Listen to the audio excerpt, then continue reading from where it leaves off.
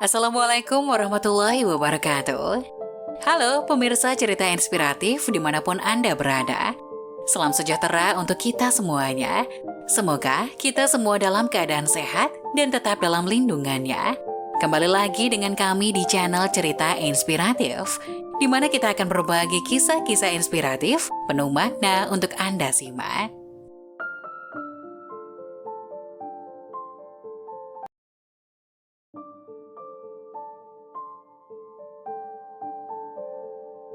Kisah 70.000 siksa kubur terampuni berkat sholawat Nabi.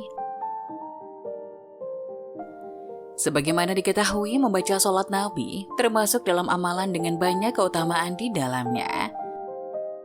Hal ini dibuktikan dalam salah satu kisah dari kitab Asimar Al-Yani'ah dan At-Tazkirah karangan Al-Qurtubi tentang seorang anak yang selamat dari siksa kubur karena sholawat. Dikisahkan ada seorang anak perempuan yang semasa hidupnya jarang menjalankan perintah Allah Subhanahu wa Ta'ala. Meski demikian, ibunya senantiasa menyayanginya, bahkan hingga saat sang anak pergi meninggalkan dunia ini. Suatu hari, sang ibu tersebut pun mendatangi Imam Hasan Al-Basri radhiyallahu anhu.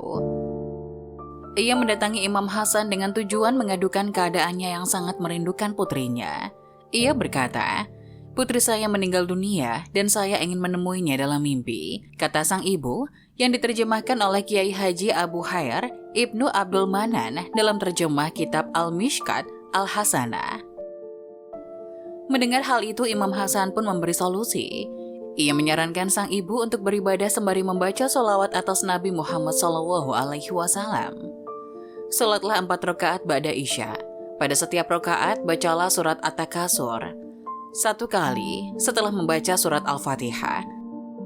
Setelah selesai sholat, berbaringlah miring sambil membaca sholawat atas Nabi hingga tertidur, kata Imam Hasan. Wanita tersebut pun melaksanakan petunjuk Hasan dengan baik. Hasilnya ia akhirnya melihat putrinya dalam mimpi, namun sayangnya putrinya tersebut berada dalam kondisi yang tidak baik. Ia tengah menjalankan siksa kubur dengan tubuh dirantai dan dibelenggu. Setelahnya, sang ibu pun kembali menemui Imam Hasan. Ia menceritakan kondisi anaknya yang berhasil dilihatnya dalam mimpi.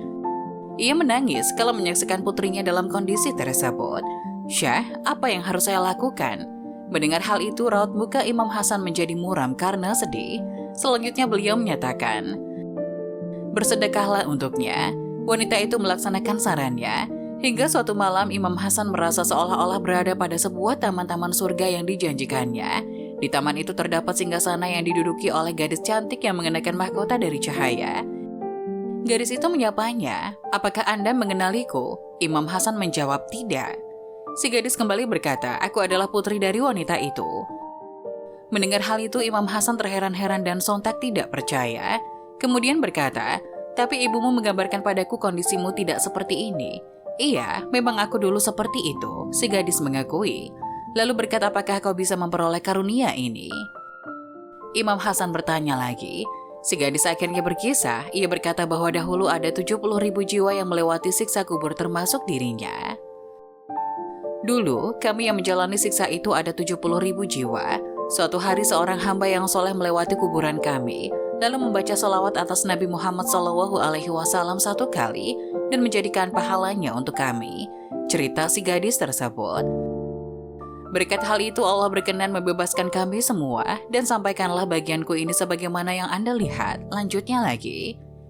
Kisah ini menggambarkan betapa hebatnya keutamaan dari selawat Nabi, termasuk amal baik lainnya bagi penghuni kubur.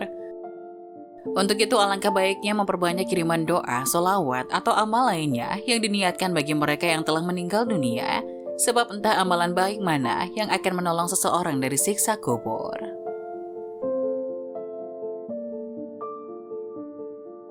Nah, bagaimana menurut kalian?